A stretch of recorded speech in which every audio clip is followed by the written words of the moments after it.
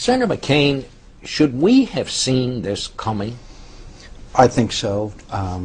We should have seen this coming when the Egyptian government failed to move forward with a process of democratization. The last election was particularly flawed. By the way, Madeleine Albright, the head of NDI, and I, head of IRI, had called for observers. Russ Feingold and I had a resolution in support of human rights in Egypt. So a lot of this should have been seen. This administration and the liberal left in America viewed Bush's democracy efforts as a excuse to go to war. And when President Obama refused to support the people in the streets of Tehran, when a young woman bled to death named Neda before it was seen by the world, and this administration did nothing, that sent a very bad signal to all of these dictatorships. Well, what should we have done?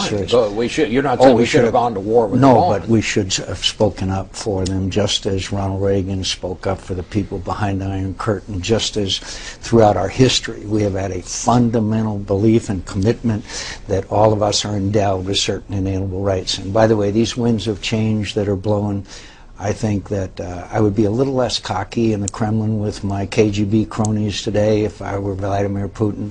I would be a little less secure in the seaside resort that the President Hu and a few men who govern and decide the fate of 1.3 billion people.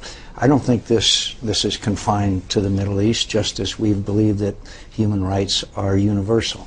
I think the President has handled this situation well. I think that we need to get a transition that really understands that elections are not the answer. We've had election after election in places that have been meaningless. It is the apparatus, it is the modalities, it is the education of voters. It's all of the things that go to a free and fair election.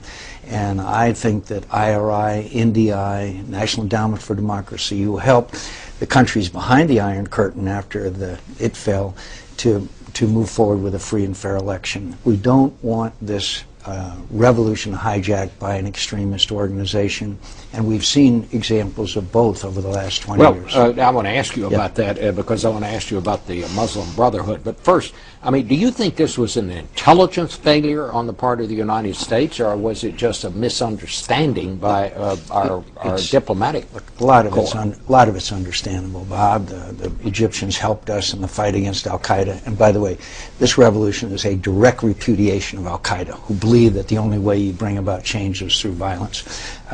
They were incredibly important in the Israeli-Palestinian peace process. They provided us with a great deal of intelligence and help. So I can understand that side of the equation, but there was a failure to realize that a sophisticated, educated, freedom-yearning people, sooner or later, were going to demand their rights.